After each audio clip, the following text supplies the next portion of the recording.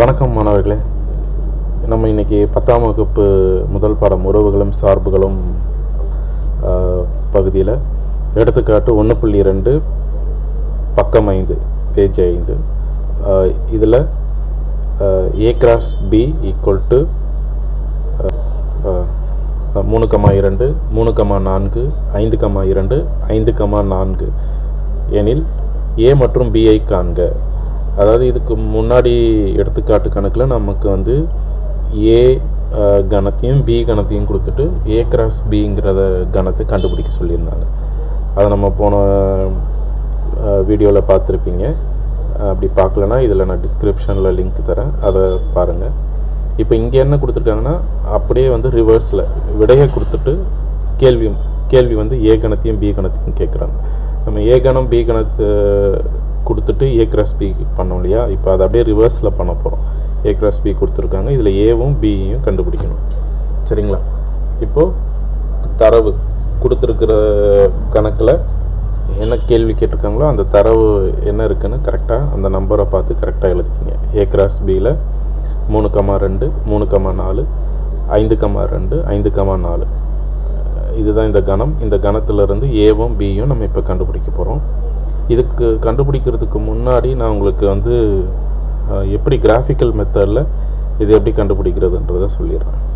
சரிங்களா? இப்போது இந்த 3,2 3,4ன்னு இருக்கு இல்லையா, இது வந்து போன வகுப்பிலே சொன்னது தான். இது வந்து ஒரு புள்ளிகளாக எடுத்துக்கோங்க, எக்ஸ்ஹெச் ஒய்ஹெச் புள்ளிகளாக எடுத்துக்கோங்க. அப்போ தான் இதை வந்து நம்ம ஈஸியாக வந்து கண்டுபிடிக்க முடியும். சரிங்களா? இப்போ வந்து எக்ஸ்ஹெச்சில் 3, இந்த முதல் புள்ளி எல்லாமே பார்த்திங்கன்னா எக்ஸோட புள்ளிகள், இது எல்லாமே எக்ஸ்ஹெச்சில் வரக்கூடிய புள்ளிகள். சரிங்களா? முதல் உறுப்பு. இரண்டாவது உறுப்பு ஒய். சரிங்களா? இப்போ இதில் இருக்கிற நம்ம எக்ஸில் இருக்கிறத நம்ம இப்போ பார்க்கலாம். எக்ஸ் 3,2. இப்போ எக்ஸ்ஹெச்சில் 3 ஒய்ஹெச்சில் 2. சரிங்களா? 3 2 இந்த புள்ளி. அடுத்தது வந்து 3,4 பாருங்கள். 3,2 இங்கே 3,4. சரிங்களா? இப்போ 4ன்றது இங்கே வரும். இப்போ 3,4.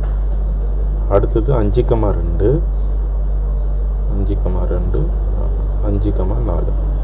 சரிங்களா? இது வந்து ஒரு சதுர வடிவத்தில் வருது. இதுதான், இந்த புள்ளிகளை தான் இப்போ நம்ம வந்து இங்கே எடுத்து எழுதப்போம்.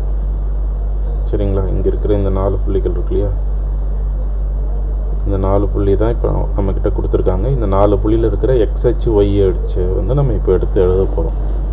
சரிங்களா? அது எப்படி எழுதுறதுன்னு இப்போ பாருங்கள். ஏ ஈக்குவல் டு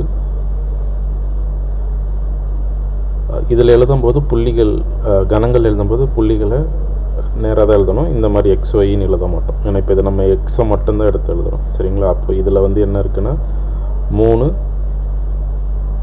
இந்த 3ங்கிறதையும் 5ங்கிறது தான் ஏங்கிற புள்ளி. சரிங்களா? பிங்கிற புள்ளி வந்து 2,4. புரியுதுங்களா? பாருங்கள், நான் மறுபடியும் சொல்கிறேன். இந்த புள்ளிகள் எல்லாமே வந்து பார்த்திங்கன்னா ஒய்ஹெச்சில் இருக்கிறது. இங்கே இருக்கிற புள்ளிகள் எல்லாமே பார்த்திங்கன்னா, அதாவது கிடைமட்டமாக இருக்கிறது எல்லாமே பார்த்திங்கன்னா எக்ஸ் புள்ளிகள். சரிங்களா? அப்போது இந்த இடத்துல எந்த புள்ளி வந்து நமக்கு வந்து இருக்குன்னு பாருங்கள். இந்த இடத்துல வந்து 3ங்கிற புள்ளிக்கும் 5ங்கிற புள்ளிக்கும் தான் இந்த நேர்கோடில் இந்த புள்ளிகள் வருது. அதே மாதிரி ஒய்ஹெச்சில் பார்த்திங்கன்னா 2க்கும் 4க்கும் தான் வருது. சரிங்களா? அப்போ இந்த 3 இந்த 5 தான் எக்ஸ்ஹெச்சுக்கு வரும், இந்த 2 இந்த 4 தான் பிஹெச்சுக்கு வரும், ஒய்ஹெச்சுக்கு வரும். இது பி, இது ஏ. சரிங்களா? 3,5 2,4. இது புரியுதா? பாருங்கள், இது இப்படி இந்த பகுதி எடுக்கும்போது இப்படி தான் எடுக்க முடியும். ஏன்னா இப்போ ஏபி இதை வைத்து கொண்டு தான் நம்ம வந்து ஏ கிராஸ் பி கண்டுபிடிப்போம் இல்லையா. அப்போ கண்டுபிடிக்கும்போது 3,2 3,4 அடுத்து 5,2 5,4 இப்படி தான் நம்ம போன வகுப்பில் பார்த்துருக்கோம். கரெக்டுங்களா? ஸோ அதை தான் இப்போ நம்ம இப்போ பிரித்து கிராஃபிக்கல் இதில் புரிகிற மாதிரி உங்களுக்கு சொல்லியிருக்கேன். ஸோ அதை வைத்து கொண்டு தான் இப்போ நம்ம இதை எழுதியிருக்கோம். இதை வந்து நம்பர்லேயே நம்ம கண்டுபிடிக்கணுன்னா நம்ம வந்து நமக்கு இதை வந்து பிரிக்க தெரியணும். 3,2 3,4ங்கிறது வந்து நம்ம இதில் முதல் எண்களை வந்து நம்ம கரெக்டாக பார்க்கணும். முதல் எண்கள் வந்து இதில் வந்து 3, இதுலேயும் 3 இருக்குது. அப்போ ஒவ்வொரு நம்பராக முதல் நம்பர் எல்லாத்தையும் நீங்கள் எடுத்து எழுதி செக் பண்ணி பார்க்கலாம். ஒரு ரஃப் ஒர்க் மாதிரி. எப்படின்னா இப்போ A × Bயில் இப்போ நான் எடுத்து எழுதுகிறேன் பாருங்கள். முதல் எண்கள் எக்ஸில் இருக்கிற எல்லா எண்களையும் எடுத்து எழுதி பாருங்கள். 3,3,5,5 இந்த எண்களை எல்லாத்தையும் எழுதிடுங்க. அதுக்கப்புறம் இரண்டாவதாக உள்ள Y எண்களை எழுதி பாருங்கள். 2,4 2,4 சரிங்களா? 2 4 2 4 இதை தான் நம்ம இங்கே எழுதியிருக்கோம். இப்போ இதிலேருந்து வரும்போது ரிப்பீட்டடாக இருக்குது பாருங்கள். இந்த 3ன்றதும் இந்த 5ன்றதும் இதுலேயும் பார்த்தீங்கன்னா 2ங்கிறது ரிப்பீட்டடாக வரும், 4ங்கிறதும் ரிப்பீட்டடாக வருது. அப்போ இதுலேருந்து ஒரு சரிங்களா 3, இதுலேருந்து ஒரு 5, இந்த 2 எண்கள் இருக்கு இல்லையா, இதில் 2 இதில் 4 இப்படி தான் நம்ம எழுதியிருக்கோம். இதை தான் வந்து ரிப்பீட்டடாக இங்கே வந்துட்டுருக்கு. இது தான் உங்களுக்கு வந்து கணக்கில் வந்து கன்ஃபியூஸ் பண்ணுறதுக்காக இந்த மாதிரி கொடுத்துருப்பாங்க. புள்ளிகளை கொடுத்துட்டு அதோட ஏ கணம் பி கணம் என்னன்றதை கண்டுபிடிக்க சொல்லுவாங்க. அப்போ நமக்கு வந்து ஃபஸ்ட்டில் வர்றது எல்லாமே நம்ம எக்ஸுன்னு எடுத்துக்கிட்டோம்னா அதில் இருக்கிறத நீங்கள் இப்படி எழுதி பார்க்கலாம். 3 என்ன எண்கள் இருக்குன்ட்டு. அதுக்கப்புறம் ஒய்யில் இருக்கிறத எழுதி பார்க்கணும். இந்த மாதிரி எழுதிட்டு அதுக்கப்புறம் நீங்கள் இதை ரஃப் ஒர்க் மாதிரி கூட நீங்கள் சைடில் எழுதிக்கலாம், இங்கே என்னென்ன எண்கள் இருக்குன்ட்டு. அப்போ உங்களுக்கு வந்து ஏல வந்து 3,5ன்னு கிடச்சிரும், பியில் 2,4ன்னு கிடச்சிரும். இதில் நீங்கள் கணக்கில் எழுதும்போது இங்கே தெளிவாக பார்க்கணும். இங்கே நமக்கு வந்து என்ன கொடுத்துருக்காங்கன்னு பாருங்கள்.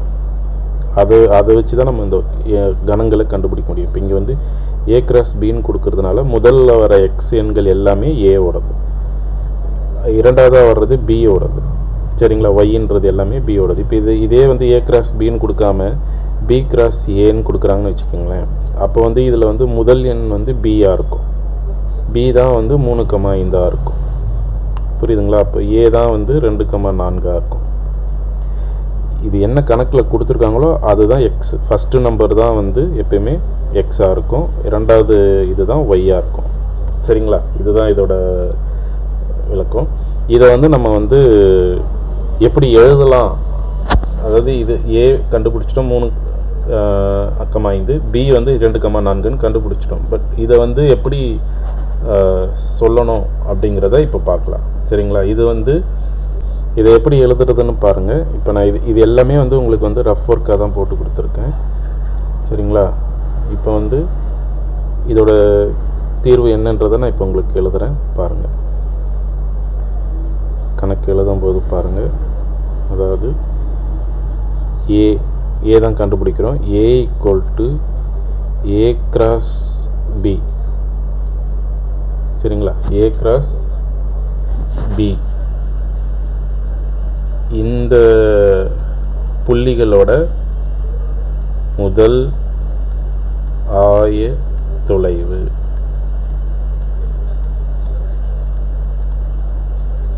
புரியுதுங்களா? பாருங்கள், A × Bயின் முதல் ஆயத்தொலைவு உறுப்பு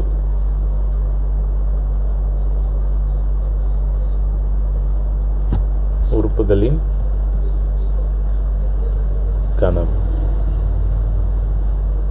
அதாவது இவங்க என்ன சொல்கிறாங்கன்னா, இங்கே முதல் எண் வருது இல்லையா, இதுதான் இந்த முதல் எண்கள் எல்லாமே வந்து A × Bயோட முதல் எண்கள் தான் வந்து ஏவோட கணமாக இருக்கும். அதுதான் வந்து முதல் ஆயத்தொலைவு அப்படின்னு சொல்லியிருக்காங்க. அப்படின்னா ஏ வந்து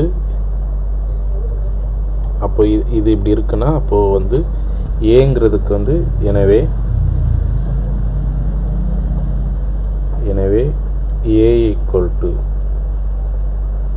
3,5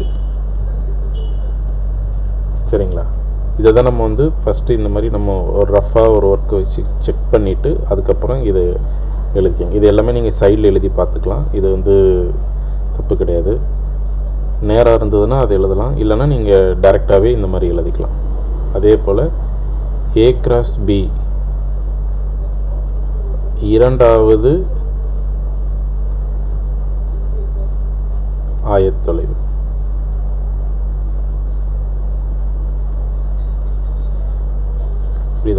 இது வந்து இரண்டாவது எண்களாக இருக்கிறது இல்லையா, அதோட உறுப்புகளின் கணம்.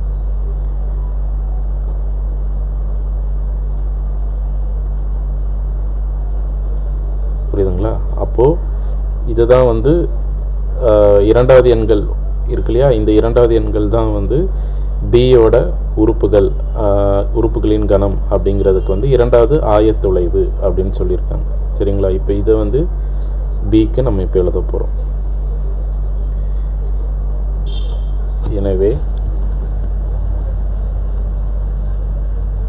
எனவே பி ஈக்குவல் டு 2,4. சரிங்களா? இதுதான் இதோட ஆன்சர்.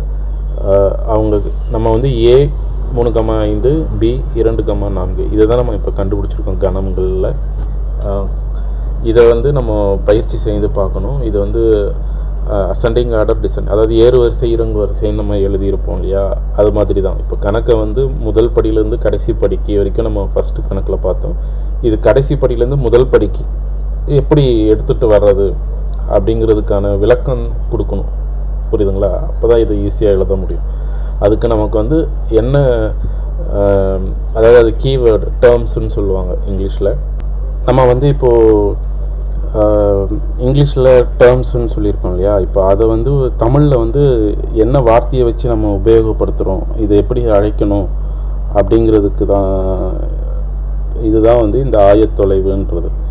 இந்த ஆயத்தொலைவுன்றதை வச்சு தான் நம்ம வந்து சொல்கிறோம். ஆயத்தொலைவுகள் அப்படிங்கிறது வந்து என்னென்னா எக்ஸ்ஹெச் ஒய்ஹெச்சோட தொலைவுகளை வச்சு. இந்த ஆயத்தொலைவுகள் அப்படிங்கிறது தான் நமக்கு வந்து முதலாவதா இரண்டாவதாங்கிறத கண்டுபிடிக்கிறதுக்கு நமக்கு இது வந்து முக்கியமான பகுதியாக இருக்கும். அதனால் இதை வந்து ஞாபகம் வச்சுக்கோங்க. ஆயத்தொலைவு இதுக்கு பேர். சரிங்களா? இந்த முதல்ல வர எக்ஸ்ஒய்ன்னு சொன்னோம் இல்லையா, அது வந்து ஆயத்தொலைவுகள். இது வந்து எக்ஸ்ன்றது ஆயத்தொலைவுகள், இந்த இரண்டாவது புள்ளிங்கிறதும் ஆயத்தொலைவுகள். அதாவது இந்த கிராஃபில் இங்கிருந்து நம்ம எவ்வளவு தூரம் இந்த புள்ளிகள் இருக்குது அப்படிங்கிறது, இந்த ஆதி புள்ளியிலேருந்து எவ்வளோ தூரம் இருக்குன்றதுக்கான இதுதான் ஆயத்தொலைவு. சரிங்களா? புரியலைன்னா கேளுங்க, கமெண்ட்ஸில் சொல்லுங்கள். மறுபடியும் இந்த கணக்கை வந்து புரியலைனாலும் நான் சொல்கிறேன். ஏதாவது டவுட்ஸ் இருந்தாலும் கேளுங்க. நான் முடிஞ்ச அளவுக்கு அந்த டவுட்ஸை கிளியர் பண்ணிடுறேன். மீண்டும் சந்திப்போம். நன்றி, வணக்கம்.